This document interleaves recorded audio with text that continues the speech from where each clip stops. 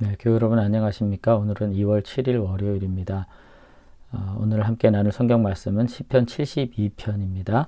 제가 시편 72편 1절부터 20절까지 봉독해 드리도록 하겠습니다. 솔로몬의 시. 하나님이여 주의 판단력을 왕에게 주시고 주의 공의를 왕의 아들에게 주소서. 그가 주의 백성을 공의로 재판하며 주의 가난한 자를 정의로 재판하리니 의로 말미암아 산들이 백성에게 평강을 주며 작은 산들도 그리하리로다. 그가 가난한 백성의 억울함을 풀어주며 궁핍한 자의 자손을 구원하며 압박하는 자를 꺾으리로다. 그들이 해가 있을 동안에도 주를 두려워하며 달이 있을 동안에도 대대에 그리하리로다. 그는 벤풀 위에 내리는 비같이 땅을 적시는 소낙비같이 내리리니 그의 날에 의인이 흥왕하여 평강의 풍성함이 달이 다할 때까지 이르리로다. 그가 바다에서부터 바다에까지와 강에서부터 땅끝까지 다스리리니 광야에 사는 자가 그의 앞에 굽히며 그의 원수들은 티끌을 핥을 것이며 다시스와 섬의 왕들이 조공을 바치며 스바와 시바의 왕들이 예물을 드리리로다. 모든 왕이 그의 앞에 부복하며 모든 민족이 그를 다 섬기리로다. 그는 궁핍한 자가 부르짖을 때에 건지며 도움이 없는 가난한 자도 건지며 그는 가난한 자와 궁핍한 자를 불쌍히 여기며 궁핍한 자의 생명을 구원하며 그들의 생명을 압박과 강포에서 구원하리니 그들의 피가 그의 눈앞에서 존귀히 여김을 받으리로다. 그들이 생존하여 스바의 금을 그에게 드리며 그들이 그를 위하여 항상 기도하고 종일 찬송하리로다.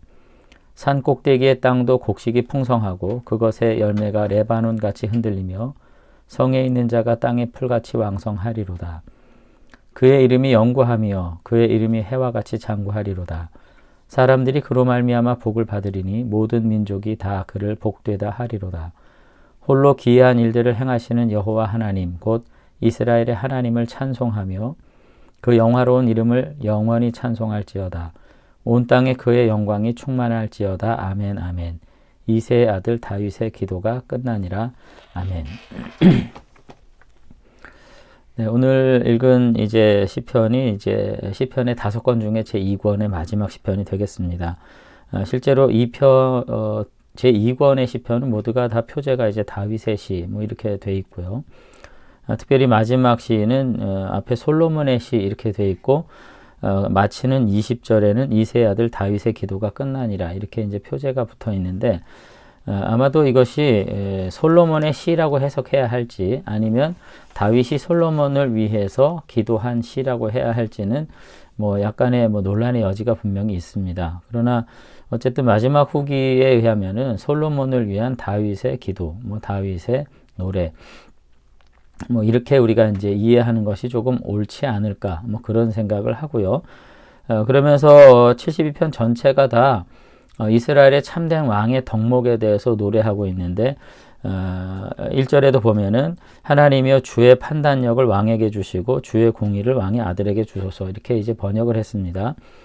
여기 판단력이라는 것은 이제 쯔다카, 재판하다 이런 뜻인데 이제 재판은 결국은 공정해야 된다는 점에서 이제 주의 판단력이라고 번역하기보다는 백성들을 바르게 통치하고 재판할 수 있는 사실은 이제 고대 이스라엘에 있어서 백성들을 다스리는 통치의 가장 중요한 요소는 이제 판단이거든요. 재판, 공의로 참과 거짓을 나누는 것인데 주님의 공의를 그러니까 주님의 그 거룩한 통치의 능력을 왕에게 주시고 또 주의 공의를 정의죠. 이제 이 정의로운 통치자로서 살아가도록 해 주십시오. 이렇게 지금 이제 기도를 한 것입니다.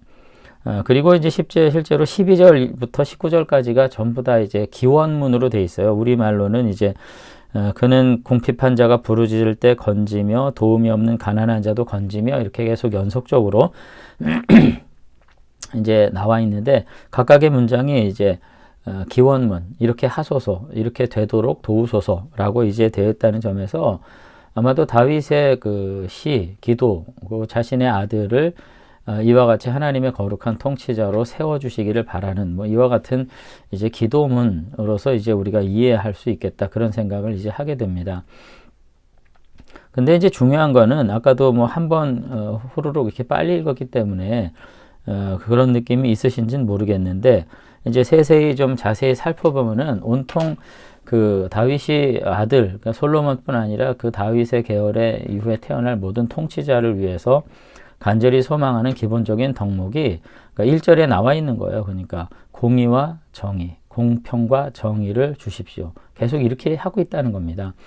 2절에도 보면은 그가 주의 백성을 공의로 재판하며, 여기 지금 공의, 앞에 공의 나왔던 것 같은 단어고, 재판, 판단력 같은 단어입니다. 공의와 의로, 공평과 정의로, 뭐 계속 이 단어가 계속 반복되고 있다는 거예요. 주의 가난한 자를 정의로 재판, 정의로 판단하고 공평하게 통치한다. 이런 단어가 계속 나오는 거죠.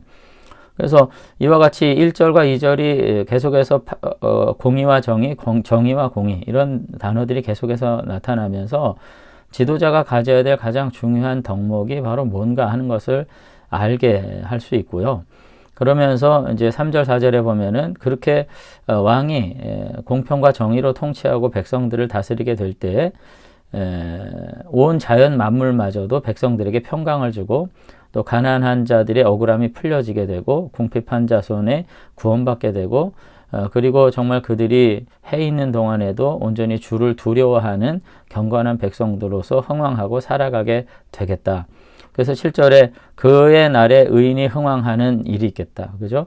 그 공의로운 통치가 온전히 발현되고 하나님의 정의로운 통치가 온전히 그 왕을 통해서 발현하게 될 때 그 사회는 어떻게 되는가? 7절에 의인의 흥왕이 있겠다.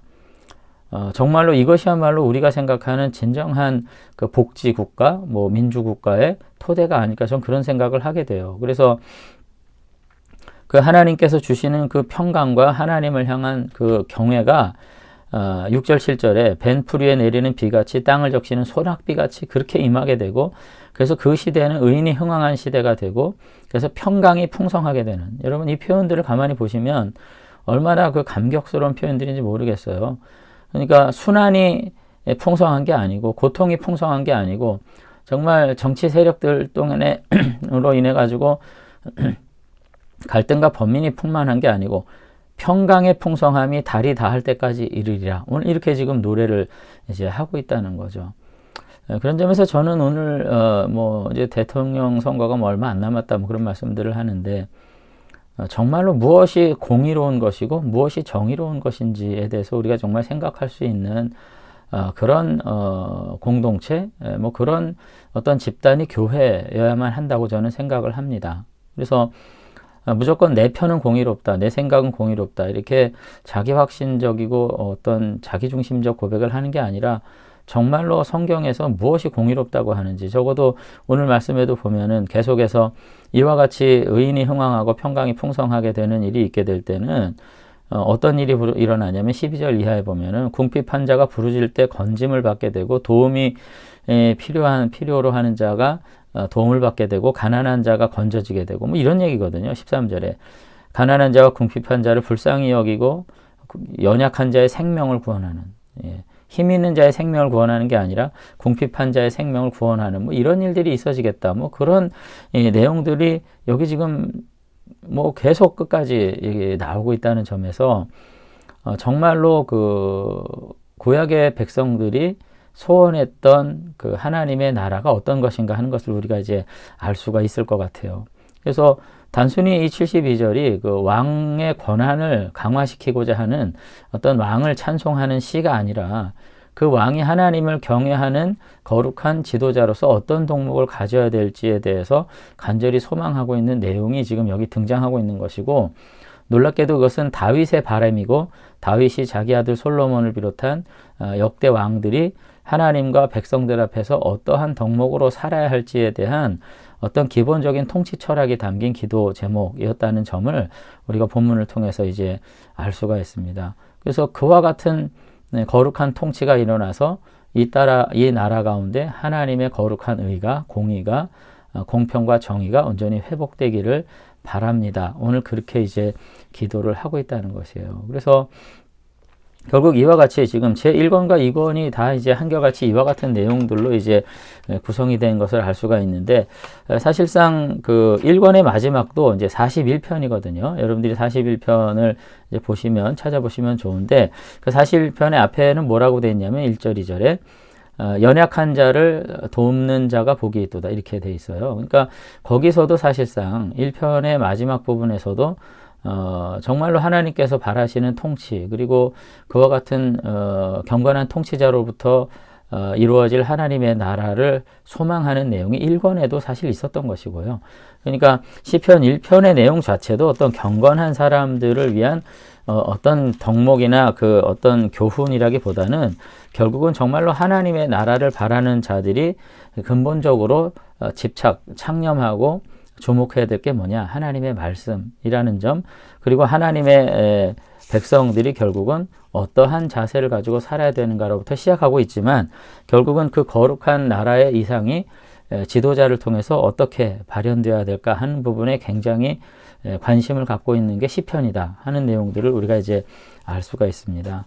그래서 결국은 우리가 교회 공동체도 마찬가지로 우리가 신앙을 가지고 경건을 살아간다고 하는 것이 단지 종교적이고 어떤 제의적인 어떤 신비적 어떤 체험과 개인적인 응답을 추구하는 것에서만 그치는 것이 아니라 이 땅에 정말로 우리가 소망하는 나라에 초점이 맞춰져 있다는 것, 우리가 생각할 필요가 있는 것이고, 그것은 결국은 태초에 하나님께서 이상 중에 가지고 계셨던 창조의 원래의 어떤 목적이었다는 점도 우리가 이해할 수 있었으면 좋겠다, 그런 생각을 합니다. 근데 이제 여기 계속해서 공평과 정의, 뭐 공정과 의, 공의와 의, 이런 표현들이 나오는 것은 실제로 아브라함을 불렀을 때 하나님께서 아브라함에게 주신 소명과도 일치하는 부분이 있어요. 그러니까 이제 창세기 18장 19절에도 보면은 하나님께서 아브라함을 부르셔가지고 한 민족을 이루고 복을 주시겠다고 약속하신 목적이 뭔지 거기 이제 나오는 본문이거든요. 그리고 거기 보면은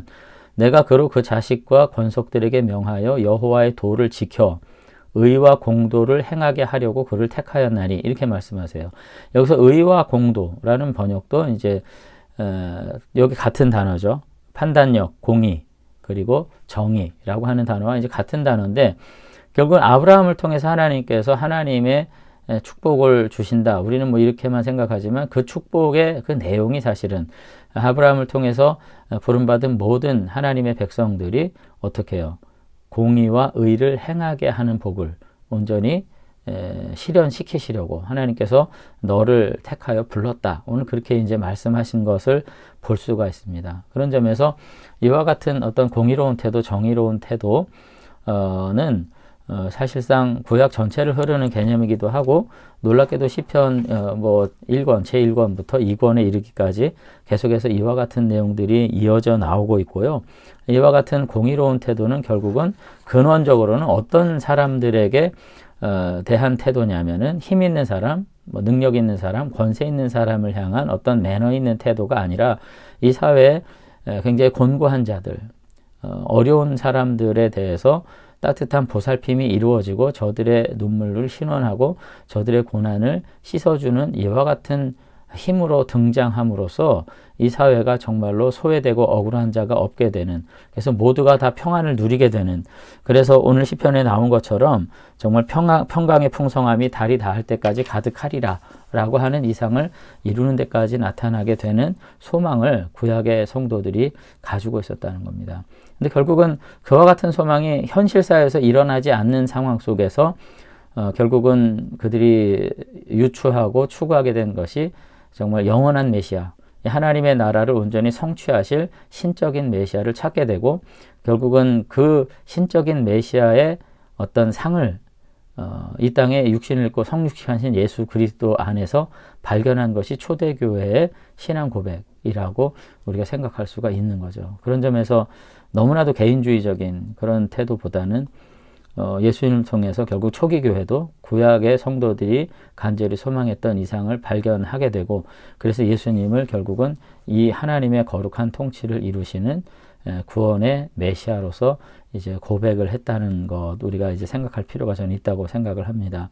오늘 하루도 다시 한번 조금 개인적인 어려움과 기도의 어떤 간구 소원들이 있겠지만 이번 우리가 대통령 선거를 이렇게 바라보면서 누가 누구를 뽑는 게 옳냐 이걸 떠나서 교회가 또 성도들이 또 어떤 기준을 가지고 지도자를 판별하고 또 생각해야 될지 다시 한번 생각해 보면서 우리들이 정말 하나님의 나라를 온전히 이 땅에 구현해 나가는 거룩한 성결한 태도를 가지고 사회도 현실에 참여하고 삶에도 그와 같이 순종으로 참여하게 되는 그런 일들이 있었으면 좋겠습니다. 아무쪼록 오늘 이제 2권을 마치게 됐는데 여기서 이제 다윗의 기도가 끝나니라 이렇게 하면서 사실상 1권, 2권이 이제 끝나게 되고 73편으로부터 시작해서는 이제 새로운 기도의 내용들이 이제 나오거든요.